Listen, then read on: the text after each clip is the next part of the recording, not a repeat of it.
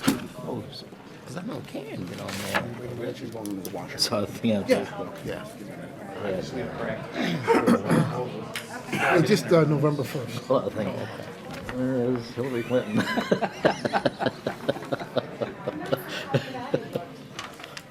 I'm not scooting up. This is all about them. It's not about Scoot me. up. You can't see him, right? I don't want No. to see. I don't want anyone. Why? Because it's not about me. Slide under the right eye? That's right. Well, let's see. How are you? No trouble. Good, how about you? Did you get in late yesterday, Pat? Yeah. Did you? I got in, you landed at after 9 and wait for your luggage. I got to drop Midway this or- one for midway. You by yourself? No. Oh, sorry. Well, the wife of the other couple, this DiNardo's wife, came with us. He was coming from someplace else. So the three of us went, met up then at the airport in Seattle. Okay. It was a fast trip. Big funeral? It was different. I mean, it's I know. 1 o'clock at the church and the luncheon. It is what it is. Was he Catholic or? Yeah. Really? 1 o'clock, huh? Tell me what I get. And Look, it's in the package. a couple priests. Okay. Luncheon back at the country club after. Oh. How was the weather? Stepped on it, the one It was pretty nice. It was windy, but it was up at about 60 degrees, so it Okay. was nice. It was raining in Seattle, so you go over to 3 hours. Excuse me. Pass it down to the mayor, real quick. Before I quick? Yeah. I got past a few. And then you can pass it down. Welcome, everyone, to the pre-council meeting Monday, November 14th, 2016. Mayor Robert Odekirk presiding. We begin with roll call. Mayor Odekirk. Here? Councilwoman Hernandez Brewer. Here. Councilwoman Gavin. Here. Councilman Girl. Councilman Hug. Here?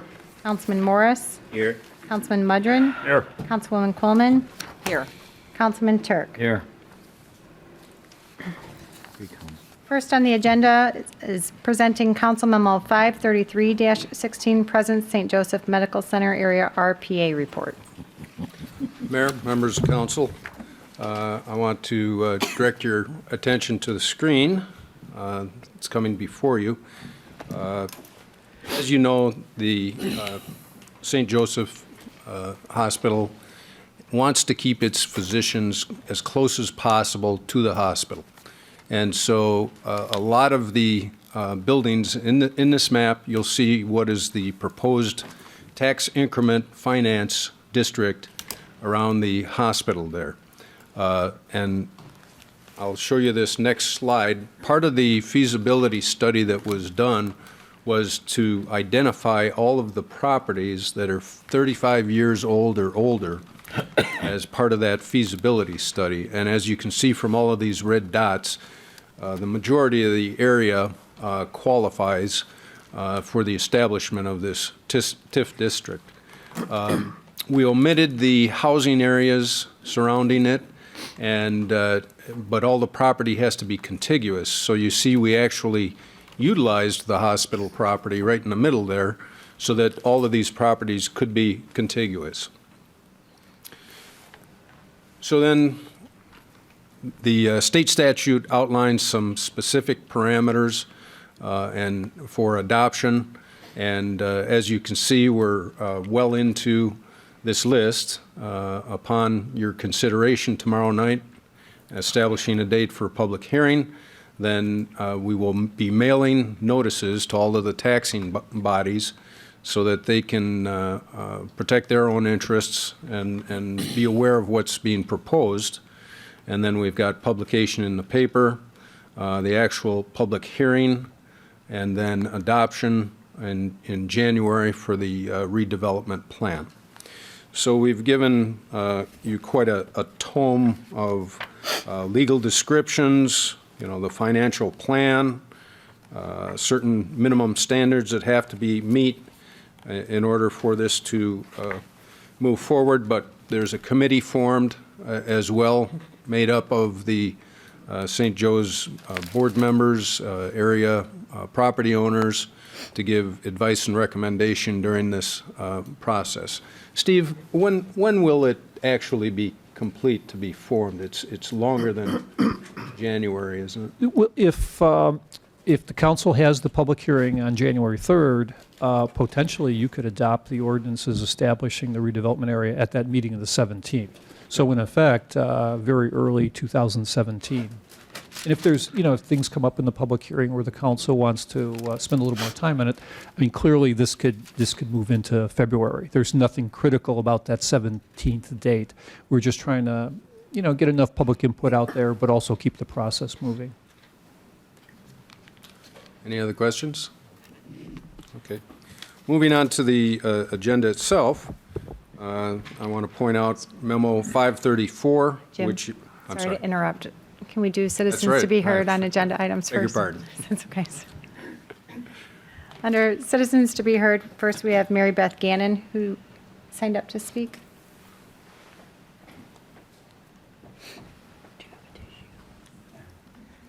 Mary Beth Gannon, 513 Western Avenue. I don't have a whole lot to add to what I said last week.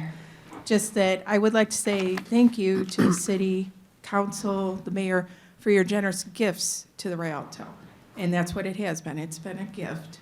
To my knowledge, there hasn't been anything written in stone ever saying that the city is required to give specific monies to the Rialto. And I think it's important when people ask you for money that maybe they come around and say, thank you. You've done a very generous thing. And also, I think it's important to stress that this is not your responsibility. I've heard a lot on the radio lately and in print, and it's putting everything on you, and I think it's incredibly unfair. The buck stops here with the board. That's what Harry Truman used to say, and you're hearing me say it now.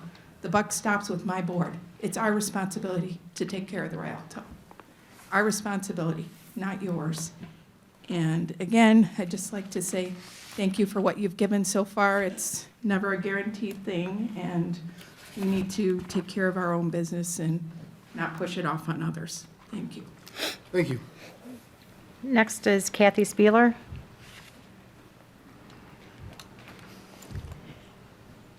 Mic for Kathy.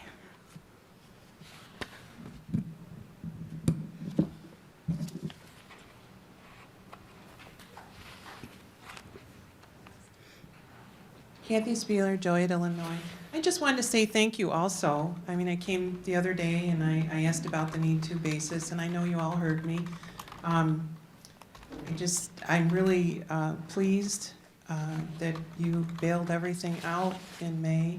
If you had not, like you said, 4,000 people could have come and sued the Rialto. How horrible would that have been? So we have to look at this as a blessing from all of you. And we put you into office. I mean, everyone elects, everyone in Joliet elects you to do what you feel is right for the citizens. So whatever you decide, I trust you and I thank you. Thank you. Is there anyone else that would like to speak under citizens to be heard? Seeing none, pass it over to the city manager. Thank you. Turning your attention to the agenda, first item I'm looking at is 534, which is position vacancies. And we have a legal secretary who's retiring very soon and looking to refill that position. The next item is the renewal of group healthcare, dental, vision, and life insurance programs. And this is a recommendation. And Mayor, I think you had a question earlier this evening. I did, Jim. In light of what, there's a lot of talk coming out of Washington with the new administration coming in. And the question was, if there were changes to any health care, how would that affect the city of Joliet? Well, maybe Councilman Mudrin, I know, attended a meeting with our consultant, and maybe he can shine a little light on that area for us. Bob, we, the city, only accepted what we had to accept under the Affordable Care Act. So there's a number of other pieces of that act that we have not put into place because it wasn't mandated. With that, our contract with the carrier is really month to month. They give us a contract for a year. We've contracted month to month and could leave them or make a change in the master contract. Now, as you know, we are partially self-funded, so some of that's easier said than done. But anything that would be that would come down in the change in the law, we could enact it immediately, assuming, Jim, it wasn't already union negotiated. And most of the benefits and clauses in ours are more of a union negotiated rather than an Affordable Care Act negotiation. All right, thank you. Yes. Then we've got a couple of appointments to auxiliary officers, and I think they will both be here tomorrow evening for that appointment. So under ordinances, we've got Council Memo 538, which is a variation allowing an R3 zoning, which is 1 and 2 family residential, use in an R2, a single family residential district. This is at 1207 Gould. And in essence, this is an old home built in 1949. The garage, which is detached from the home, has a second floor to it, which has been utilized as an apartment since that time. But has just recently come to our attention through Neighborhood Services Rental Inspection checklist. So the petitioner has gone to the Zoning Board of Appeals, and it's before you for consideration tomorrow evening. Now, I know the property owner is here this evening. If you've got any questions of him specifically, I'm sure he'll try and answer any of those. I do have a question, Chair. Yes.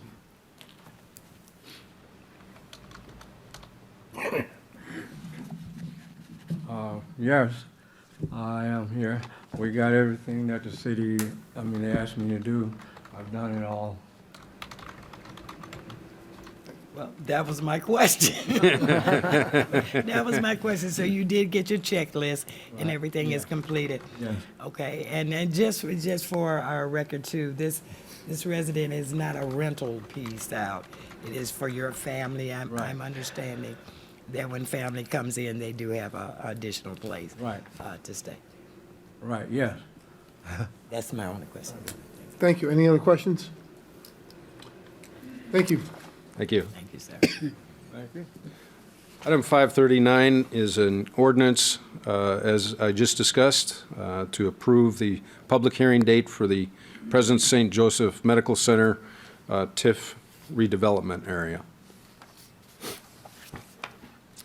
Item 541 is a resolution to implement a tobacco enforcement program. This is a memo, or a resolution rather, that's adopted annually, which allows the city to get $11,990. And this will be the 14th year that the police department has participated in this program. And it's where people underage people go out and try to attempt to purchase tobacco. And it's just a check to make sure that our business owners are complying with the law. Then we have item 542, which is a resolution authorizing acceptance for the Public Sector Energy Efficiency Program. This is a $6,195 grant based on the amount of energy that we should save at the new pumping station to make it more energy efficient. So this is necessary to receive that grant funding. Next item is a intergovernmental agreement with the Illinois Department of Transportation for all of our movable bridges in the downtown over the Des Plaines River. Right now, we have video cameras at various locations that go into our police department, and the state is planning to replace all of their and update all of their video cameras on all of the bridges, and the tenders will no longer be in each location. They'll be located on Bridge Street at the one IDOT building there, and they will be video monitoring all of the canal traffic and raising and lowering the bridges from that area. So what we are doing is, for about a little over $15,000, is that we're getting IT hardware, software, so that we can utilize their cameras, and that information, that video can feed into our police department, and we can monitor the bridges as well. We're currently doing that, and we'll abandon our equipment and utilize theirs.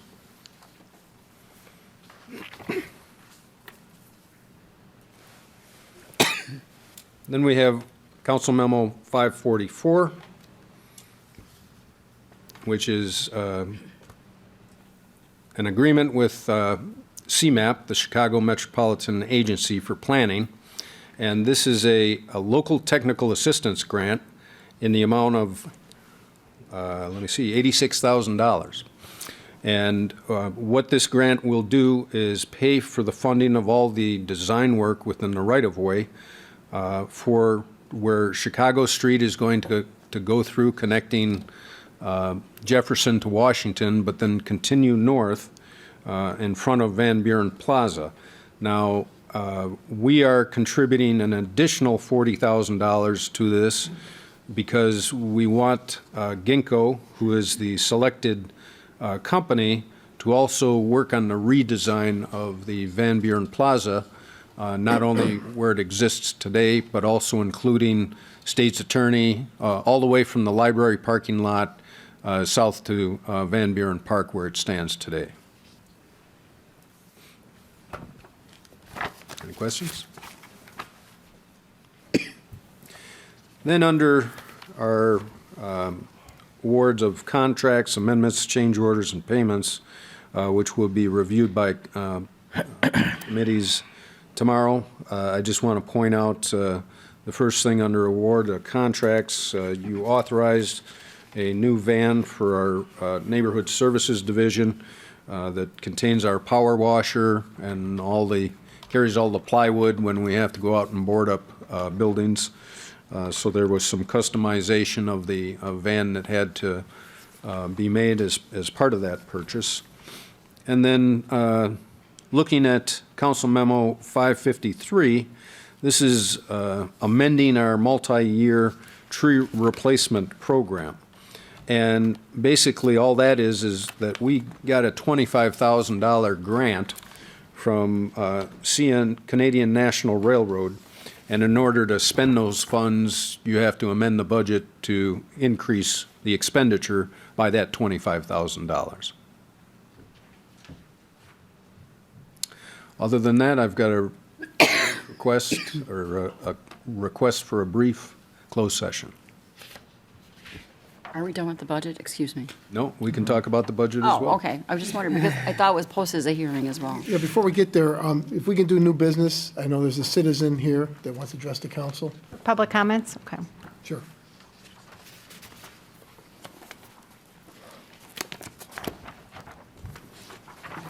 Thank you, and good evening, Mr. Mayor, Council, City Manager, and everyone in attendance.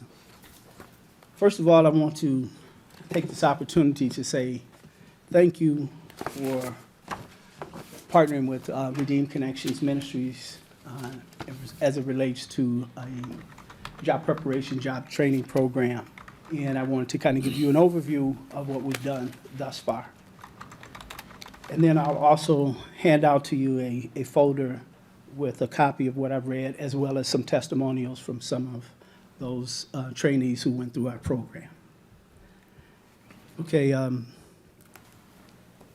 says Director of Neighborhood Services Diversity Committee, Diversity and Community Relations Committees, Council, greeting from A&R's Lawn Service and Redeemed Connections Ministries. This is an overview of our empowerment program, which you are a partner. I would like to thank you for partnering with us in providing job preparation training, job preparedness training, new job opportunities, and more to those seeking a connection to a brighter future. Each applicant completed an application, and those interviewed completed an intake assessment. It's a form that we call a Bettye form. It's Barriers to Employment Success Inventory. They also had an orientation and training.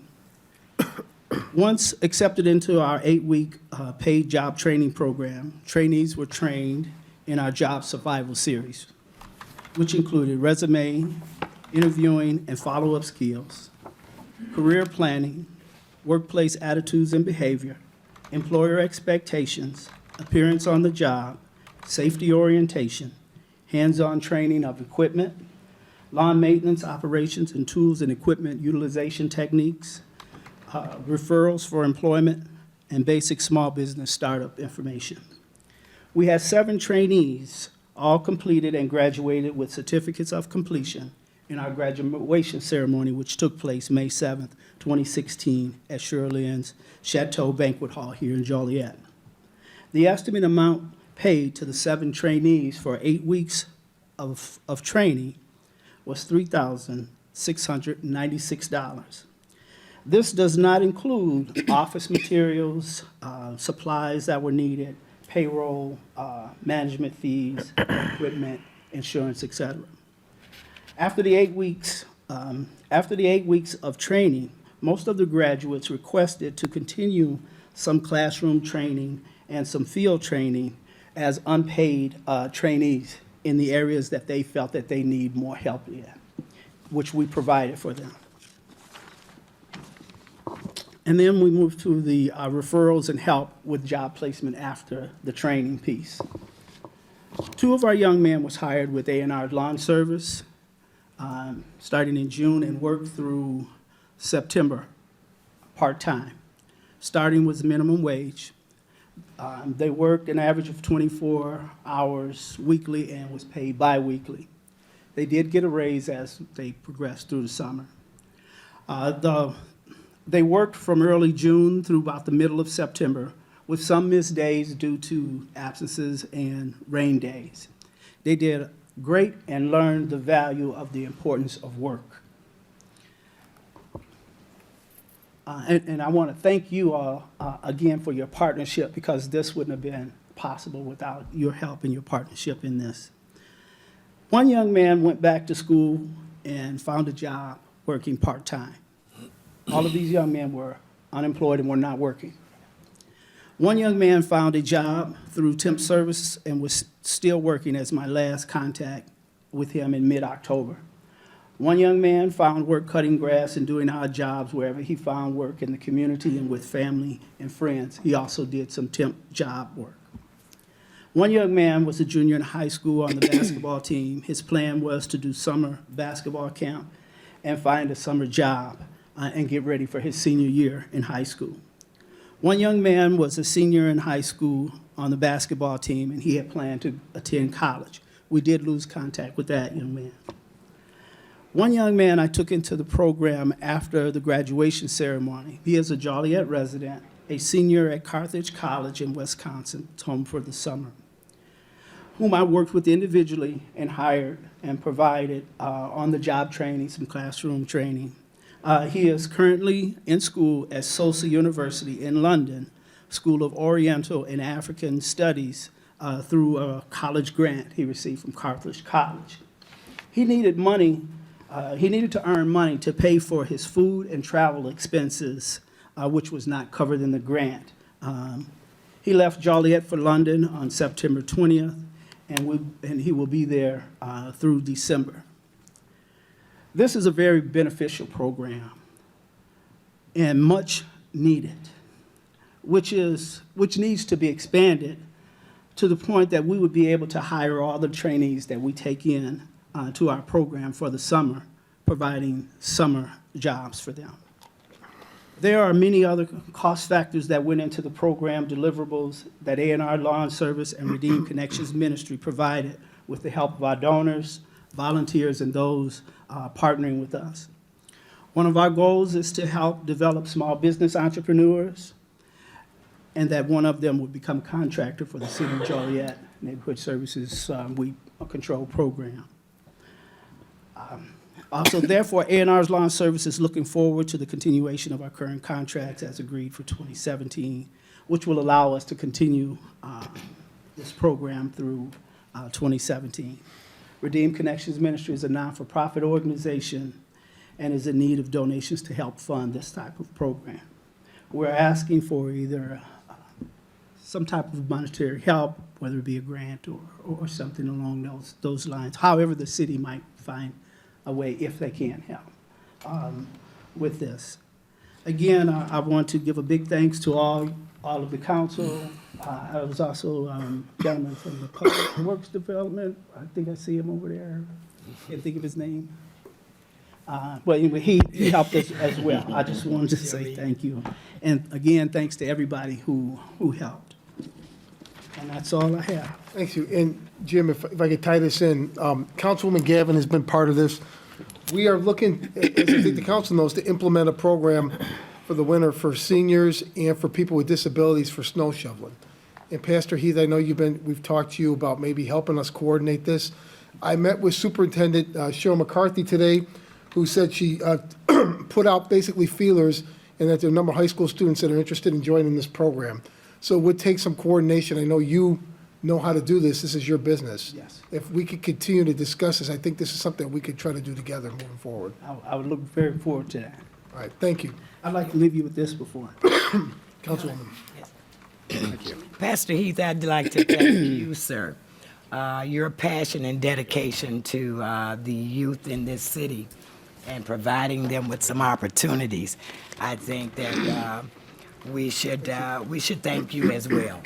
As I remarked to you before, anytime Mrs. Heath allowed you to take money out of your pocket to start this, I think that it shows great dedication and great on your part, sir.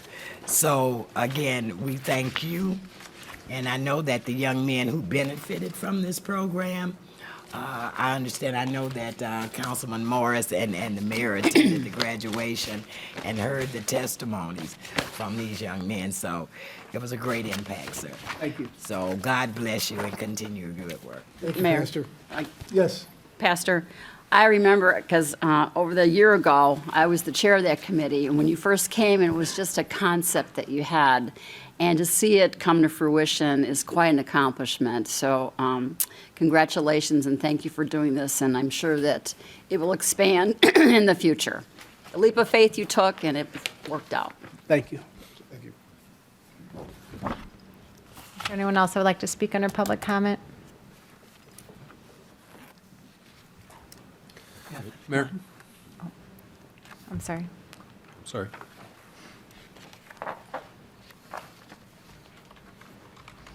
Carol Mulvihill, 1502 Woodbridge, Joliet. First of all, I'd just like to clear up something that was mentioned last Thursday about the Rialto not taking part in a Hispanic event. It was, I believe, the 1st of September, the first week of Tim Berry's, the new manager at the Rialto, his first week here. And he had other agenda items, like to get a grasp on what happens at the Rialto. And so that was his focus, probably the first week, the first month. Prior to that, Jack Erickson, he was wearing 2 hats, Director of Resources and General Manager. However, there was no money to set up an event. Just to open the Rialto doors is not without cost. Stagehands, engineer, building person at union rate wages, and also the lower paid staff, plus utilities. So there's a cost just to open the doors. Also, I'd like to say that the city tax funds collected benefit downtown businesses as well as other businesses that Rialto utilizes, and also all the businesses downtown. Plus, anybody that comes to this town, even from the surrounding area, of course, they're going to do some shopping. So the city funds do benefit from the tax that they collect from that. Also, I'd like to say that the building is in our midst. And I don't think that the whole responsibility of the Rialto is solely on 7 people's shoulders. All the city benefits from trickle down. And pretty much, I believe that it's all our responsibility to take care of that building. Thank you. I'm sorry. Yes. I wanted to mention, It's Carol. Ms. Carol, I wanted to make sure, I'm sorry. I wanted to let you know that I did receive your email.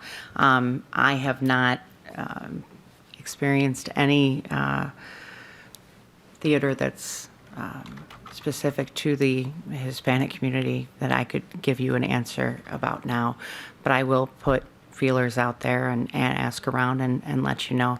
And as for the festival, I don't think there was anything we expected to be planned regarding the Rialto for the festival when we had it downtown for the Latino community. But I think opening the doors was an expectation. That's what was referred to. But I will let you know if any theater options come up. Okay? Thank you. Thank you. Anyone else?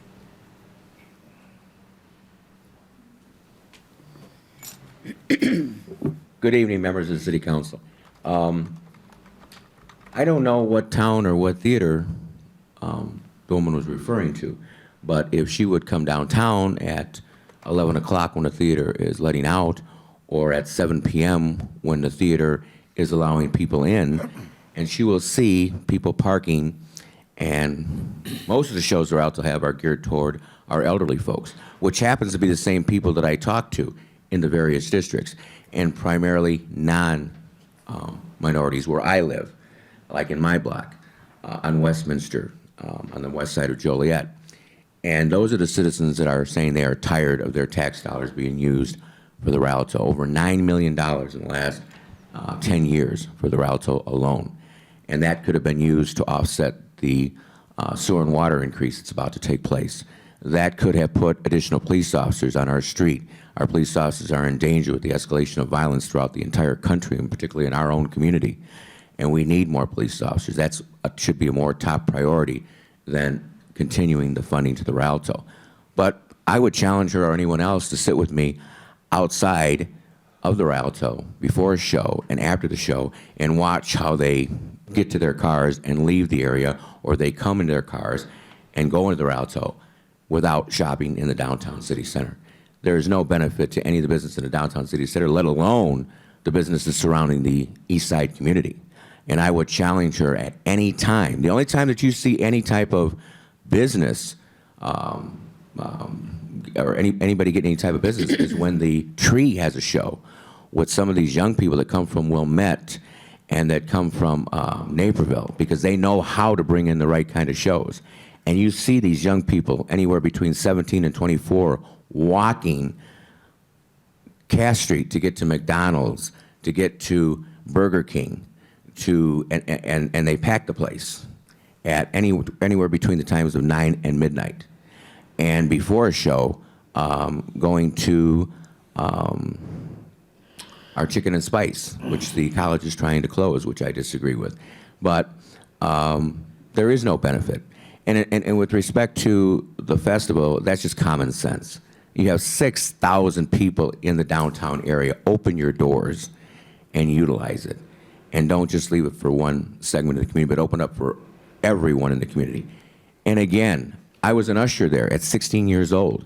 I worked for L&M Theaters. I was primarily at the Princess Theater, but from time to time when they needed help over at the Rialto or at the Moe Theater or at the Hilltop, I would go there.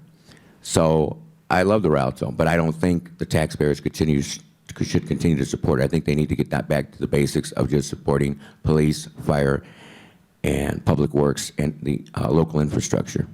Thank you. Thank you. Anyone else under public comment? Jim? Krista, can you pull up the screen again? There's a couple things about the budget that I already want to amend. One of them is I forgot to put in money for Phase 2 of our LED street lighting program. Before you in a moment, you'll see the map. The orange area is the area for 2016 that we're working on as we speak. And the light blue area on the west side is phase 2. And we get reimbursed 50% of the $150,000 expenditure from the state through a grant program that is annually, and so we're confident that we'll get reimbursed again this next year.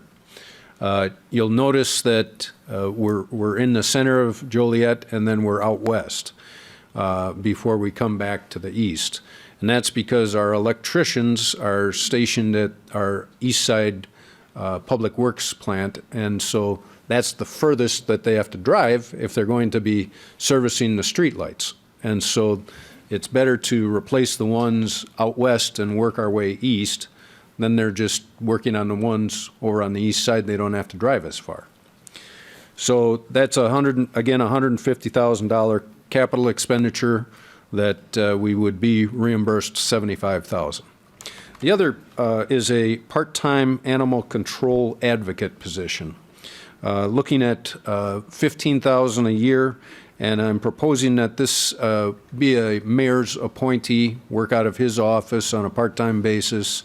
As you know, we've had a lot of issues and complaints from residents about their safety. We've had a lot of dog bites. We are writing citations locally. The city attorney's office has become very active in adjudication of these, and looking to somebody to be a liaison with the township animal control offices as well.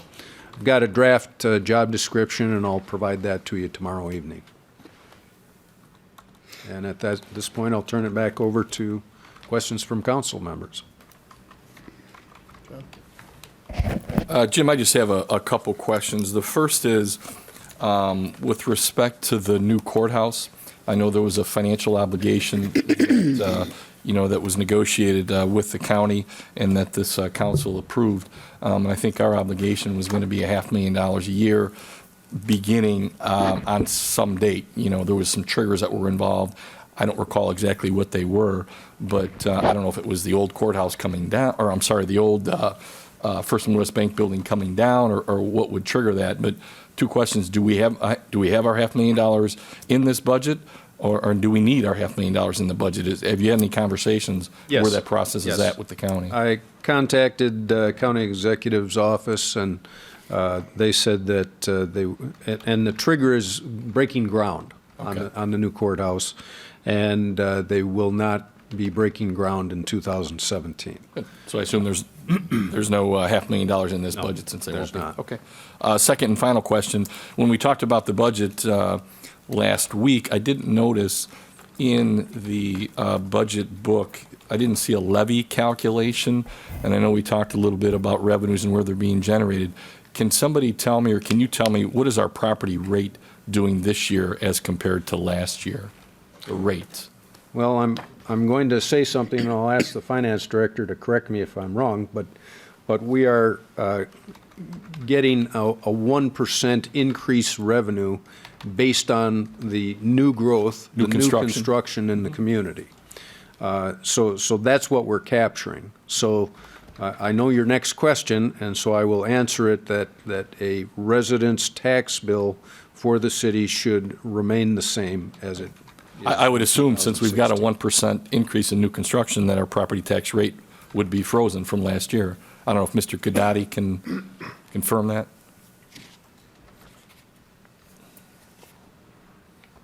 Yes, it should be frozen. Okay. Each individual's calculated on their EAV. So most people should see a flat amount of taxes from the city. Okay. Thank you. Thank you, man. Thank you. Questions, comments? First of all, Jim, thank you. I had a picture sent to me of a youngster that was injured recently in the last couple of weeks, and it's almost like kismet. You must have been reading my mind. Thank you for putting that in there and moving that forward. I figured you would. Didn't really think about it until you brought it up, but thank you. Other than that, I don't have a lot to add to the budget. I'm a little concerned. I don't know. Mayor, I spoke to you and spoke to me about it. We spoke briefly too. Is there any room to sharpen our pencils to bring in a couple of police officers and an additional employee or two to the Public Works Department? Where are we at now with trucks in the Public Works Department versus the people that can get in there and ride?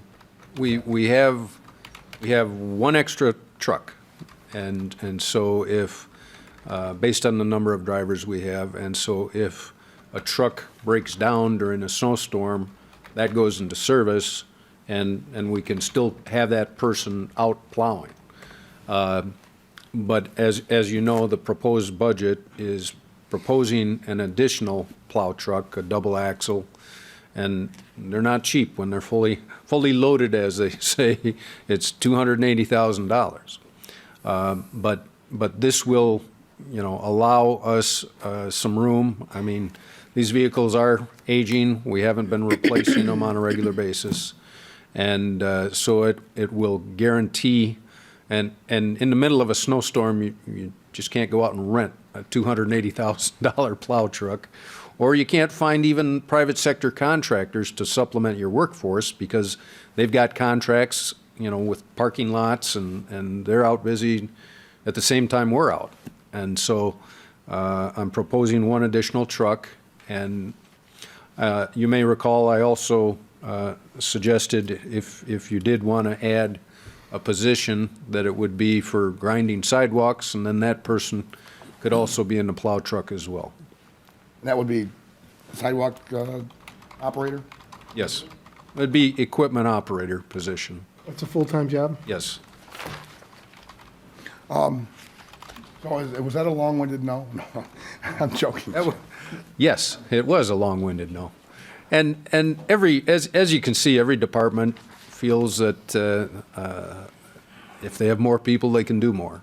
And we allocate our personnel resources best we can in terms of deployment, which reminds me very soon the study conducted by our consultant on the police department deployment should be ready and presented to you, and the standard of cover report in the fire department should be ready by the end of March, early April. So. Well, and I know we're showing, a deficit, but we had shown a deficit the last couple of years because we approach it very conservatively. Yeah. When it comes to revenues, bringing revenues, and then of course staff, and extended staff, even beyond yourself and your office, and the council works hard during the year to bring that deficit down. So I get it that we're still tight, we're still counting the pennies. Just wanted to put it out there for consideration, at least to start thinking about it before 2018 budget. I also mentioned this to you in one of my city manager reports back when we were working with the other casino cities to lobby the state because the state was holding on to our casino money to be distributed. We're the only city that uses our casino money for general operations. Every other city waits a full year and sees what they collect in casino money, and then they budget that cash that they have in hand for the next year strictly for capital expenditures. They don't use it for operating expenses like we do. And so as we see our casino revenues going down, they have less for capital, but we have less for personnel and other operations. Question. Yes. Jim, you may not have the answer for this tonight, so you can give it to me tomorrow, because I didn't think I was going to ask this. But since we had the major buyout of police officers and we had a lot of retirements in public works, how many are we down to what we were back in 2007, 2009? And how many need to be replaced to bring us back up to those power levels? That was in Public Works, and where else? Police department. Okay. And I know there was a SAFER grant for the fire department, and I Right. Don't know if you're still down or not. I think you were Fire's right. down. I think they were full staff. We'll get that for you. I'll have Okay. it tomorrow night. Thank you. I have a question as well. Don't smile at me like you know I have a question. We had talked about trucks being able to be paid for over a period of time. It's basically like a rent to own. And for the same price that we're paying for this truck, we could, if we budgeted for it and planned on it, we could do 3 and have them and replace the dangerous ones that we have out there, especially, I mean, I know I don't want to get stuck out in the cold in my vehicle. Some of these have to be repaired so often. I mean, I went out and looked at them. It's terrible. Is there a reason we can't utilize a program like that? Leasing vehicles, you're saying? Well, it's not a lease necessarily. You're financing them, Yeah, okay. Yes, okay. so. Is there a reason we don't utilize a program like that, and other cities do? That's, Well, it comes down to, the financial aspect of each option. I don't know that we've taken a look at that. Jim, do you have any knowledge of that, or? Typically, if you're going to hold a vehicle until its salvage value is 0, it's better just to buy them. When you lease, you have to pay an interest cost. We typically replace our vehicles. I think everybody we use them their total useful life. yes, that, I don't. Constantly, I'm looking at other financing options. This is where you, after 3 years, you own the vehicle. So it's not like we would be leasing them and then turn them in and get another one. We would just be paying X amount of dollars, and I'm sure there's, some interest. I have not looked at that program, but if you send it to me, I'll be more than happy to Excellent. look at each option. Sure. For purchasing, or, I don't know what term to use, but let's say leasing or I don't know paying what term over to use time, either, but. For a vehicle. A lot of Okay. cities only use their vehicles for 3 years, so leasing is an excellent option. Excellent, okay. If you're going to turn your vehicles constantly over and constantly have 3-year vehicles, leasing's an excellent option. A lot of cities hold them until their salvage value basically is zero. Take it to the yard and get your metal costs. But Okay. I would be more willing to cost anything out that will get us newer, better trucks at a less cost. It sounds Wonderful. like Okay, I'll get that to you right away. Thank you. Sure.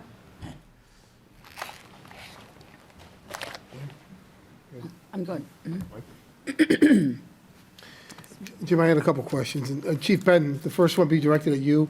We began an overweight enforcement program last year.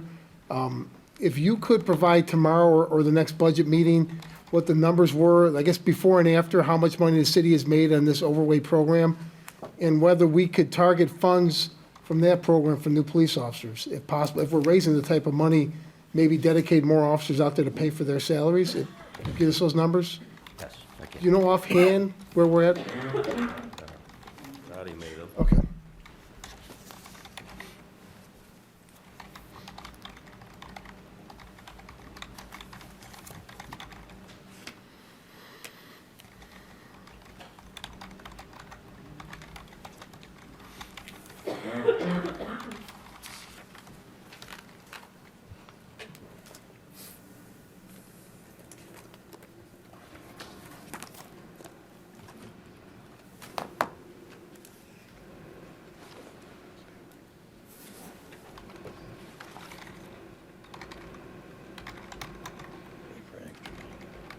We began the program in February. They actually were paying for March, though. As of October 31st, we've taken in $263,000. So those are basically new funds, Chief? Yes, those were unbudgeted. And I know the county is doing significantly more, but they have more people dedicated to that. If we put more officers out there, could we expect a substantial increase?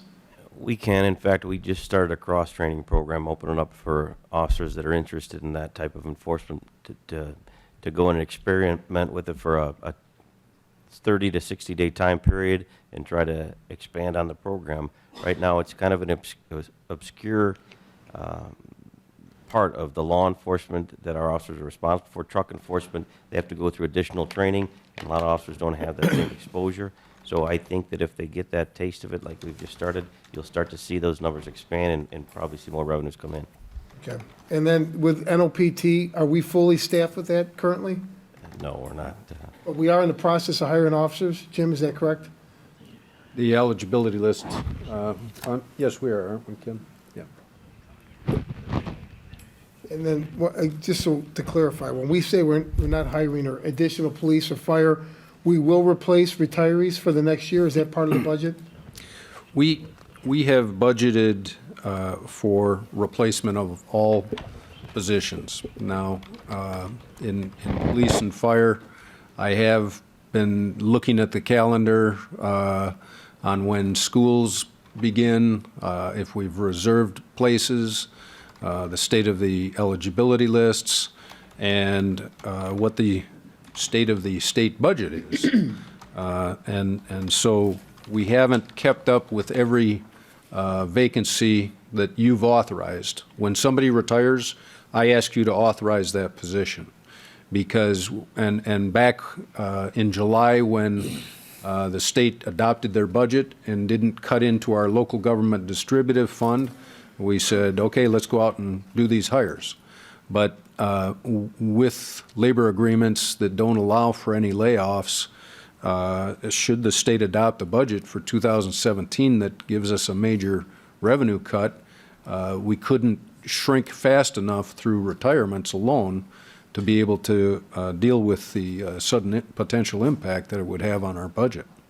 So I'm hopeful that the state will not wait a year and a half to adopt a budget, a retroactive budget for a 2-year period, and that they'll get going much sooner. But I do ask you to authorize every position as they become vacant through some kind of separation or retirement. Yes. Do we have the funds for overtime if it comes to this? I know we've spoken with fire and police about, we're not filling these vacancies. So eventually, I know we've budgeted for them, but these guys are going to have to pull the hours for it. I want to make sure that I've seen that we do have the funds for the vacancy. If it goes past that, will they have a problem with overtime? Well, they potentially could have a problem with what's our normal budgeted level of overtime. However, we can move the money from salaries into that overtime to make sure that we aren't leaving gaps of coverage, at essential fire stations and hours of service that's needed in the police department. Okay. All right. Jim, a couple other things. I know in this past budget, we had budgeted for the opening of Chicago Street. We haven't realized that yet. We continue to work with the county, and I believe it's coming. Is that included in your 2017 budget, that money? Not at this time. Okay. Will we have the money available when we reach the deal with the county? I'm hopeful that we will, yes. Okay. And then the Van Buren Plaza, you also mentioned earlier. Yes. Is that contemplated in this budget? That would be part of any agreement that we enter with the county, yes. Okay. And then, I guess, two other things. Councilman Hock touched on it. We're projecting being in the red again for 2017, but the reality is that we projected this on a regular basis, and we've come in, not only not going to reserve fund, we actually been adding money to the reserve fund. Yes. So, a question that I've been asked, especially by some of the union heads, is how accurate are these numbers? If our projections are off year after year, are we being conservative and, I guess, responsible? Or are these numbers, I guess the question, how accurate is the projection of $7 million in the hole? Well, to answer your question specifically, yes, we are being conservative. Yes, we wait to see what our year-end results are, but when we did, that's the time that I came back to you and said, now we've got this surplus of money, let's spend some of it on our capital items that we know are essential and need. And I went back to the list in this 2016 budget, and we prioritized and made a recommendation and spent almost $1 million on those capital needs. We've got a general fund budget of almost $180 million, and so $7 million as a percentage really isn't a big percentage. It's pretty tight budget, you know. So, but I hope that answers your question. We are conservative, and we wait for the results, but we are spending it on things that we need when we know we've got the money to do so. Okay. One final question, again, referring to what's happened in Washington. Reading about President Trump apparently wants to propose a big infrastructure fund to fund infrastructure projects throughout the country. Obviously, we know we have a need for them here in Joliet. We've made the case, I think, very well locally. We have Governor Rauner in the state of Illinois and IDOT working with us on various projects now. I've spoken to the Will County Governmental League, who has a lobbyist in Washington and other groups. Is that something that we should consider at this time, if we think there's going to be a lot of money available for some of the projects we're looking at, widening I-80 or I-55 or the bridges downtown? We have a laundry list of things that we need addressed. Is that something that we should consider at this point, or consider going in, again, with the Governmental League or another body that does have federal lobbyists available to lobby for the city of Joliet? Well, both the Will County CED has a federal lobbyist, and Will County has state and federal, and Illinois Municipal League has state and federal lobbyists on behalf of all cities. You know, the term when Obama first got elected was shovel-ready, and we always have shovel-ready projects here in the city that can move forward.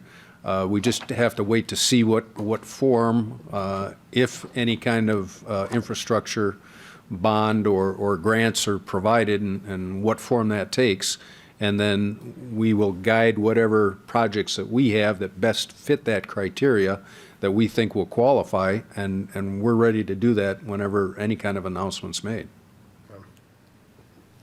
Mayor, along those lines, wouldn't it benefit us to have our own lobbyists, since We've talked about it's it. groups? I mean, it's groups that they lobby for all the cities, but we're the number 3 city in the state of Illinois. We talked about it. I think one of the issues that I had personally was with what's happened in Springfield. I think it'd be hard to justify right now having a lobbyist on staff, but I don't know. I mean, I'm talking about when it comes down the pikes, maybe we should be ready to maybe hire somebody to take it under consideration, I think. I can maybe bring some people forward if you want to. You don't have to hire them right away, but I mean, just be prepared, because I'm sure everybody will be down there lobbying, and, we want to get our foot in the door, but not be a part of a group. I think we need to have our own.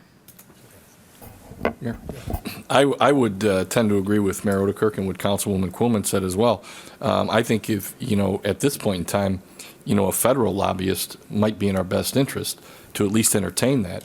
I think if you go in with a lot of these other groups, obviously there's going to be a lot of competing interest within those groups. So having our own federal lobbyist, might be the way to go. Especially, I know, like you said, President-elect Trump is definitely considering a very large, at least what he said, considering a very large national public improvement program. And I'd certainly hate to be on the outside looking in if something like that were to come about. So I could certainly, be supportive, Mayor, with respect to a federal lobbyist at this point in time. And, you put them on you don't have to hire them for 10 years. You hire them for 1 year and see what happens. So just a thought. Okay. Yes. One more. I'm sorry. I keep remembering all these things. I was wondering, I know that contractually the unions have their salaries laid out.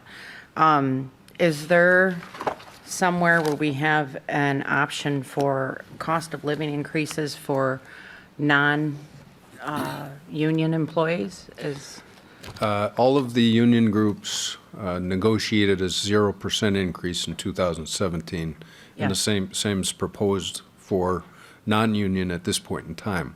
However, council recently authorized going to bid for a compensation study for the non-union, and so once we see the results of that study, you may want to amend the budget to address some of the things that come forward from that study. okay. All right, thank you. Any other questions or comments? All right, well, we have a meeting tomorrow night, obviously. When, do you want to have another budget meeting, or do you want to put this? Well, it's up to you. Under city manager's report, if you've got more questions tomorrow night, I'll have the data for you on the public works and police department staffing levels. And we can talk about it some more if you'd like. We can do that tomorrow. Again, I do have a request for closed session. Is there a motion to go into closed session to discuss personnel, collective bargaining, land acquisition or conveyance, pending or threatened litigation, after which the meeting will be adjourned? Second.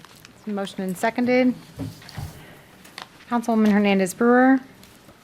Aye. Councilwoman Gavin. Aye. Councilman Girl. Aye. Councilman Hug. Aye. Councilman Morris. Aye. Councilman Mudrin. Aye. Councilwoman Coleman. Aye. Councilman Turk. Aye. Motion carried.